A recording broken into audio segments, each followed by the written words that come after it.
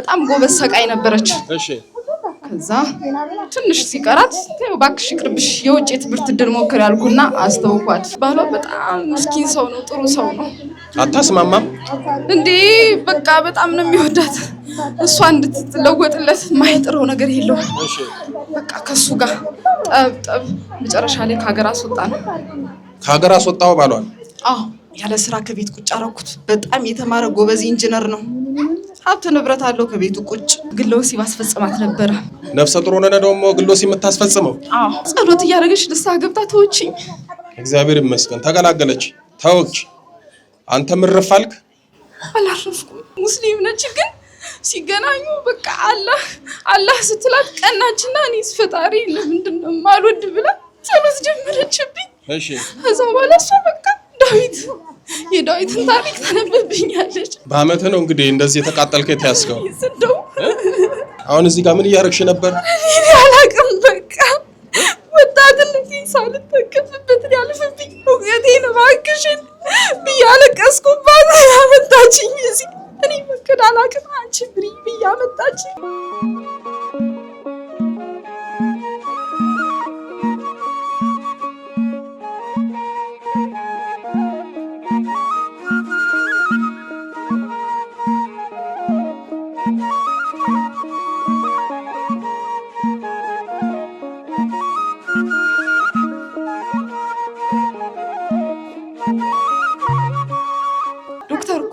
ዶክተር ነች?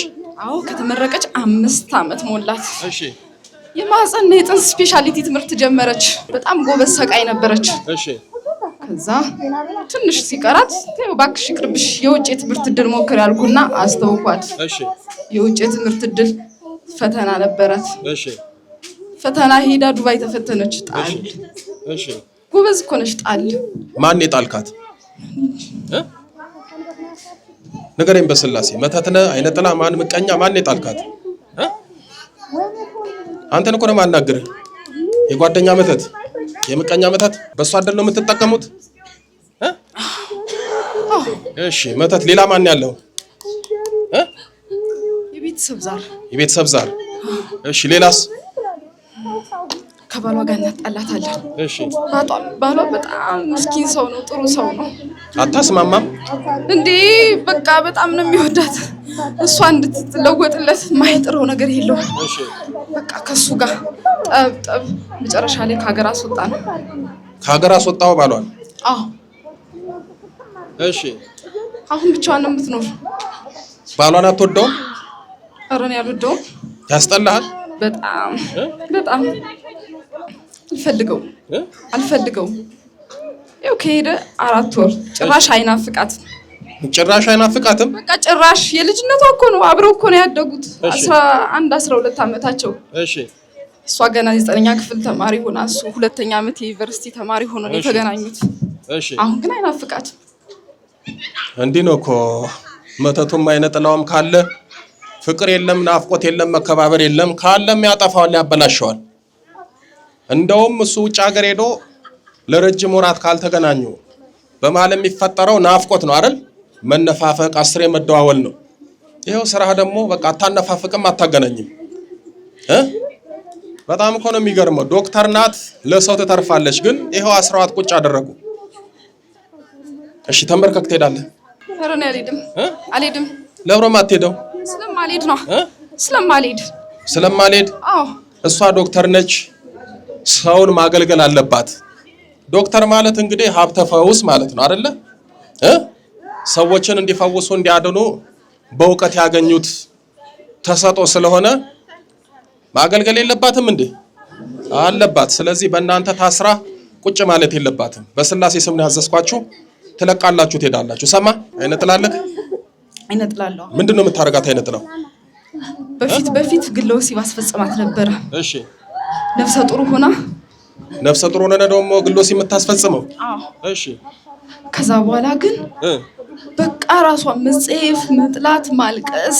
እሺ ከዛ ቤተክርስቲያን እየሄደች ጸሎት እያደረገች ንስሐ ገብታ ተወችኝ። እግዚአብሔር ይመስገን ተገላገለች። ተወች። አንተ ምርፍ አልክ? አላረፍኩም። እሷ ናት የተወችኝ። ያለች ስንት አመት ግለ ወሲብ አስፈጸምካት? ብዙ አመት ዩኒቨርሲቲ ተማሪ ሆና ገና በ18 አመቷ ነው የሕክምና ትምህርት የጀመረችው። ያን ጊዜ ምስል 11 12 አመት የሚገርም ነው። አስቸከረ ጎል የመናጤው ጋር ከቤተሰቦቿ ጋር እናቷ ጋር ጠብ ታጣላለህ። በጣም ነው ማጣላት። ከእናቷ ጋር አላገናኛትም። በቃ ከእናት አባቷ ጋር አትገናኛትም። አያቷን በጣም ትወዳለች፣ ግን ጭራሽ ስልክ እንዳትደውል ቁልፍ። አብራን እኮ ነው ያቃጠለች። ምን ጉዲ! ዘንድሮ ነው የጀመረችው ጸሎት። አሁን የጀመረችው የሆነች ጓደኛ አለቻት፣ ሙስሊም ነች፣ ግን ሲገናኙ በቃ አላህ ስትላት ቀናችና እኔስ ፈጣሪ ለምንድን ነው የማልወድ ብላ ጸሎት ጀመረችብኝ። እሺ ከዛ በኋላ እሷ በቃ የዳዊትን ታሪክ ታነብብኛለች፣ ዳዊትን ትወደዋለች። አሁን እኮ በአመት እኮ ነው በአመት ነው እንግዲህ እንደዚህ የተቃጠልከው የተያዝከው። ይስደው ባሏን እኮ ከሀገር አስወጥተነዋል። ይገናኛሉ፣ መብራን ታገናኛቸዋለች። ትሁኝ በእናትህ ወይ አምላክ እስራኤል ጭራሽ በእናት ይለኛል። እንዲህ አይነት ልመና አለ በሰውት። ወይ አምላክ እስራኤል የት እናቴን ታውቃታለህ? ጎበዝ ናት። ጥሩ ነው ጎበዝ መሆኗ። አቤት እውቀት! በስመ አብ እውቀትም ስላላት ነው እኮ ዶክተር የሆነችው እንጂ ሌላውማ ምን እንኳን ዶክተር ስሙ የሚጠፋበት ስንት አለ አይደል? ስሙን አስተካክሎ እኮ የማይጽፍ ስንት ሰው አለ። እሺ በቃ ሁለገብ ነው እውቀቷ። ሕክምናው አይቀራት። አሁን ደግሞ ስነ ምግብ ትምህርት ጭራሽ 4 ኪሎ ጀመረችብኝ። አቤት ዝም ብላ በቃ ሁሉንም ሁለገብ እውቀት ማንበብ ነው። ጎበዝ ናት። አእምሯን ድፍን። አሁን የሆነ ነገር ዝም ብላ አእምሯን ጫን። አሁን ለቀት ሄዳለህ። ሁላችሁንም ትሩት ፈልጋታለሁ። አያችሁ አይደል? አለቅም ይላል። እናንተም አልጸልይም ትላላችሁ። እንዴት ይልቀቃችሁ? እሱም የእናንተን እድልና ህይወት ስለሚያቀፍን አድርጎ ይዟችሁ ይሄው እንደዚህ ነው የሚታገለው። አዎ ትለቃለህ ነው የምልህ። ፈልጋታለሁ። የእመቤታችን ናት። ሶልላኔ ያጋለጠኝ በማለፈው ያንተን ዩቲዩብ ቪዲዮ አየችና የእናታችን የማርያም ጸሎትን 7 ጊዜ በየቀኑ ካረጋችሁ ሲባል ፈጣሪ ለምንድን ነው የጠላሁት? ቤቴ ምንም ነገር ሳይጎልኝ ለምንድን ነው እንደዚህ ማምሰው አለችና በቀን 7 ጊዜ የእመቤታችን ጸሎት ጀመረችብኝ።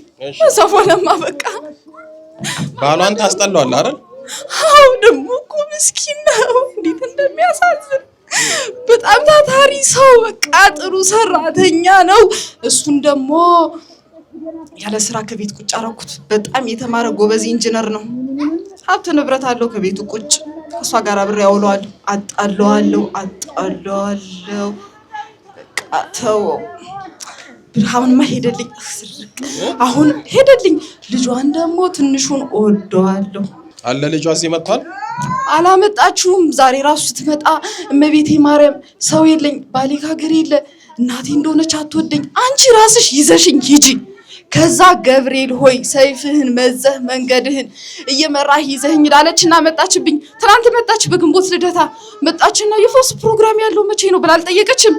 ከዛው በኋላ ዝም ብዬ ስልክ ሁሉ ምናምን እያስደወልኩ የስራ ስልክ ምናምን ሳዋክባ ቆየሁና ከዛ ታቦት ሊገባ ሲል ወደ ቤቷ ይዣት። ዝክርም አልበላችም። አረ ሞቼ ነው ቆሜ። አሁን ትሄዳለህ። አሁን ምንም አትሰራም። ካንተ ጋር ማውራትም ልብ ነው የሚጎትተው። እንድትማሩበት ነው የምናወራው እንጂ ከዚህ ጋር ይወራል እንዴ? ምንም አይወራ። ያንተ መጫወቻ አይደለችም። ሰማ? አዎ እንድትሄድ ስራ እንድትጀምር ከባሏ ጋር እንድትኖር ልጆቿን እንድታሳድግ የጀመረችውን የዶክተሬት ሕክምና እየሰራች ሰው እንድታከም አይደል የምንፈልገው? በልጥራ በስላሴ ስም በኃያሉ በመድኃኔዓለም ስም በኪዳነ ምሕረት ስም በቅዱስ ሚካኤል ስም በቅዱስ ገብርኤል ስም በቅዱስ ሩፋኤል ስም በቅዱስ ኡራኤል ስም የቤተሰብ መተት የምቀኛ መተት የእድል መተት አይነ ጥላ የቤተሰብ ዛር የቡዳ መንፈስ የዝሙት አጋንንት ሁላችንም አንድም ሳንቀር ለቀናል። በስላሴ ስም ለዘላለም በሲኦል ታስረናል። የሷንም የባሏንም የዘጋነውን እድል በኪዳነ ምሕረት ስም የሁሉንም ከፍተናል። የመጨረሻችን ነው። መድኃኒዓለም ይፍረድብን። በል 7 ጮና አውጡ ቶሎ በል። 1 ቀጥል፣ 2 ቀጥል፣ 3 ቀጥል፣ 4 ቀጥል፣ 5 6 በላይ መጨረሻ ገንዝና ሊቀ መላኩ ቅዱስ ሩፋኤል በስላሴ ስም ሲኦል ያወርዳል። ነይ እስኪ ዶክተር ተንበርከክ። በኢየሱስ ክርስቶስ ለምን መጣሽ እዚህ? ቤቴ ማርያምን ፍጭኛ አልኳት። አሁን እዚህ ጋር ምን እያደረግሽ ነበር? እኔ አላውቅም። በቃ ወጣትነቴን ሳልጠቀምበት ያለፈብኝ እውቀቴን እባክሽን ብያለቀስኩባት ያመጣችኝ እዚህ። እኔ መከዳ አላውቅም። አንቺ ብሪ ብያመጣችኝ። የሚገርም ነው። እድልሽን ወሰዱ፣ እንዳትሰሪ ያረጉ፣ ስፔሻላይዝዱንም እንዳትጨርሺ በመተት አደረጉ። ባለቤትሽን ከዚህ ነቀሉ፣ ወደ አውሮፓ ወሰዱት። እንዳትስማሙ፣ እንዳትግባቡ መተቱ አይነ ጥላው ተባብረው ብዙ ነገር ጎርተውሻል። እመብራን ገላግላሻለች። ኪዳነ ምሕረት የመጨረሻ ታድርግልሽ። ወደ ስራሽ፣ ወደ ትምህርትሽ፣ ወደ ባልሽ ትመልስሽ በሏት። አዎ ታውቃላችሁ አይደል? እንግዲህ ሕክምናው 7 ዓመት ተምረው ብዙ ለፍተው ነው እንግዲህ ለኛ የሚሆኑት ለታመሙት የሚደርሱት። ብዙ ገንዘብና ጊዜ ነው የሚወጣባቸው።